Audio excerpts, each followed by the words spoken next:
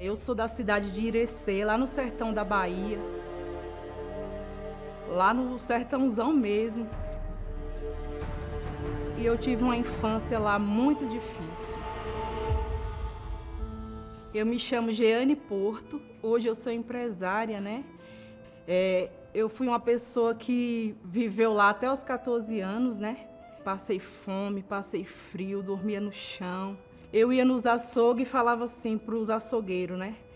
Tem como vocês separar essas peles aí da carne que vocês não vendem para me dar para os meus cachorrinhos, né? Porque eles estão passando necessidade, estão passando fome. Só que os açougueiros sabiam que, na verdade, não era para cachorrinho nenhum, né? Que era para mim e para os meus irmãos.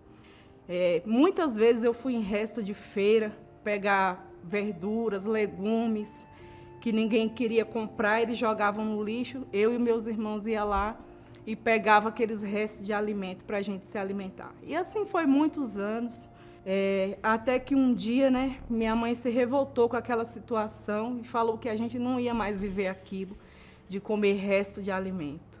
Então ela decidiu que a gente iria embora para Brasília, achando que com a força do braço nossa vida melhoraria, né? Chegando em Brasília, a situação não mudou muito, porque também a gente não tinha estudo, meus pais também não tinham uma profissão. E aí eu também não aguentei aquela situação de ver meus pais saírem do sertão e ir para Brasília numa expectativa de uma vida melhor e nada melhorar. Então, aos 19 anos, eu deixei minha mãe, meu pai, toda a minha família e vim me aventurar em São Paulo, na casa de um parente, imaginando, né, que ali eu ia ser feliz. As coisas aqui em São Paulo ainda pareciam ser mais difícil ainda. Em 3 meses, eu passei por 6 empregos. Nada dava certo para mim. E aí, com tudo isso, eu conheci o meu esposo. Juntou a miséria com o miserável. Porque eu não sei quem que era mais miserável dos dois, se era eu ou se era ele. E foi assim, né, que a gente casou. Depois que a gente casou, eu fui morar com ele num porão. Eu engravidei da minha filha, as coisas piorou mais ainda, porque com uma criança, com um bebê, e a gente depois morava em 2 cômodos.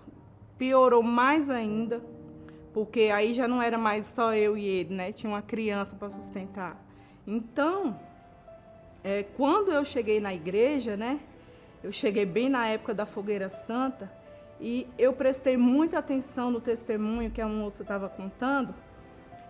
Lógico, ela tinha muitos bens materiais, mas não foi aquilo que me chamou a atenção. O que me chamou a atenção é que ela tinha um brilho no olhar, uma alegria assim que você via que vinha de dentro para fora ali nela.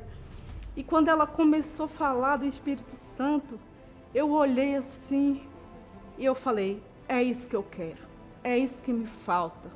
E após uma busca maravilhosa na igreja, eu fiquei bem frustrada porque eu não recebi o Espírito Santo ali. Mas eu queria tanto que no dia seguinte eu resolvi fazer um jejum de 24 horas. Eu me tranquei no meu quarto, foi maravilhoso porque foi de imediato. Não tem nada que eu possa explicar para o Senhor desse dia que eu recebi o Espírito Santo. E ali, toda tristeza de uma infância, toda frustração de uma vida de fome, de miséria, de tristeza, morreu ali, naquele momento. Eu não sei explicar, mas ali nasceu uma guerreira. Ali o fogo entrou dentro de mim. Ali Deus soprou nas minhas narinas e ali eu tive vida. Só ali eu tive vida. Havia o brilho no olhar, alegria, prazer em estar viva, porque antes eu não tinha. E depois, né, que eu tive o batismo com o Espírito Santo, eu me tornei outra pessoa. E aí comecei aos pouquinhos, de fé em fé. Meu marido falava para mim fazer o curso de cabeleireira e eu rejeitava, falava que não. Fiquei muito tempo falando não, porque eu não me via capaz de fazer aquilo ali, né? Eu falava, não, isso não é para mim, isso não é para mim. Eu mesma me diminuía. E depois que eu tive o batismo com o Espírito Santo, nasceu aquela garra, aquela força, até que chegou uma fogueira santa que eu falei, não, Agora é tudo ou nada. Ou é esse Deus na nossa vida, ou é. Não tinha mais outra escolha. E aí a gente foi com tudo para o altar. A gente colocou tudo de dentro de casa, fogão, geladeira, máquina de lavar, televisão. E aí eu coloquei meu cabelo no altar também, vendi, coloquei tudo no envelope. Na mesma época eu já tinha pedido, né, para o meu trabalho me mandar embora, já vinha em negociação durante muito tempo. E eu pensava, se eu colocar tudo no altar, né, ainda vou ter aquela rescisão lá e vai dar para mim começar alguma coisa nova, né? Mas Deus, Ele é tão tremendo que a minha rescisão saiu na semana de cumprir a fogueira santa.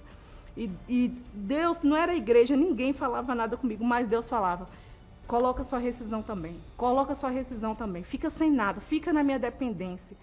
E aí, toda vez que eu ia no banco sacar, né, os meus direitos, a minha rescisão, eu me sentia como Abraão levando Isaac para ser sacrificado. Minhas pernas tremiam.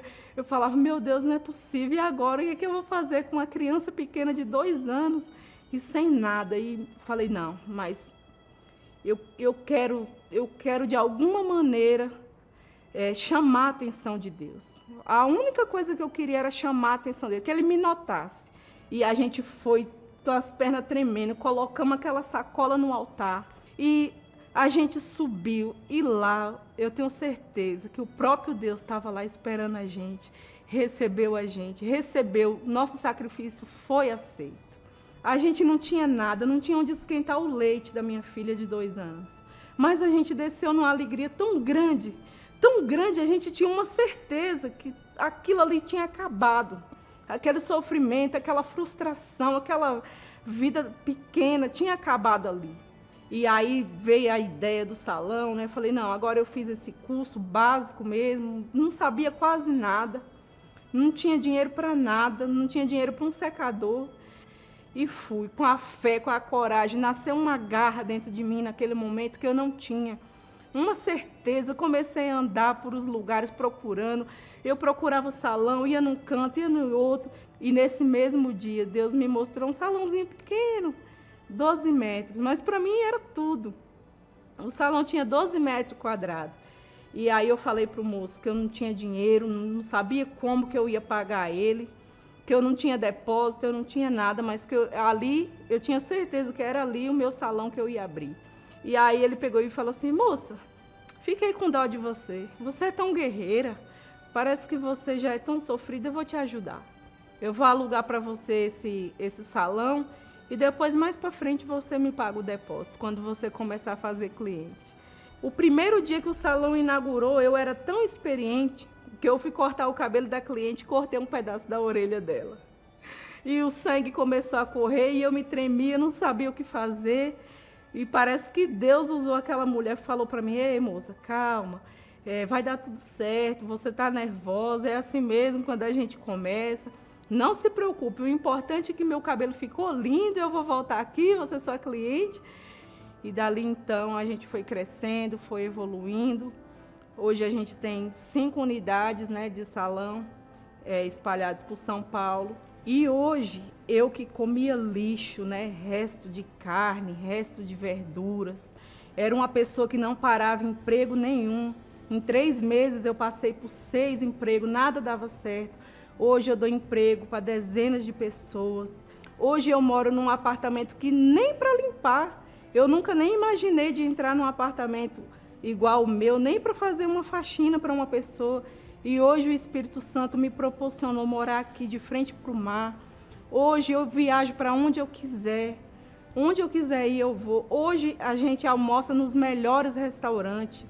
Tenho um casamento abençoado. Eu que era frustrada em tudo. Sou feliz em todas as áreas. Aquele Deus que foi me apresentado naquele dia, hoje eu conheço Ele. Eu tenho uma intimidade com Ele.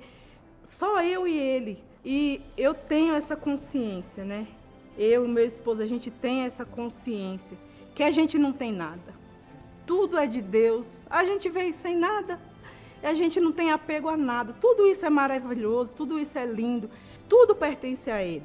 E a gente não tem apego a nada, por o contrário, quando vem a fogueira santa, o fogo entra dentro da gente, a gente já quer fazer algo diferente, a gente já fica contando os minutos para chegar à próxima, o que é que a gente vai fazer de diferente? Porque a gente tem essa consciência, né, da obra de Deus que tem que se expandir. Quando eu vejo lá o projeto Canaã, eu que vim lá de Irecê, daquele sertão da miséria, eu olho para aquelas crianças e penso, meu Deus, eu me sinto eu ali sendo ajudada.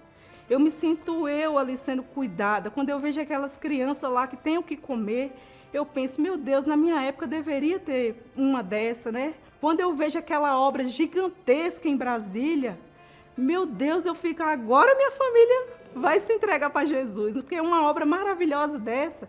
Aí que nasce aquela vontade de ter mais e mais para ajudar, para patrocinar a obra. E não é pastor que pede, não é igreja que pede. O desejo nasce dentro de você. Você tem a necessidade de agradar esse Deus. Você vive para Ele. Eu já era morta, eu não tinha nada. Eu era miserável. O que é que eu vou querer? Eu não vou levar nada. E nossa maior riqueza, nosso maior sonho é quando Jesus levar a gente contemplar a face dele e ele falar, essa é minha filha amada. Essa é minha filha amada que eu tenho prazer. Então, meu maior sonho hoje, tudo que eu faço é para esse dia chegar.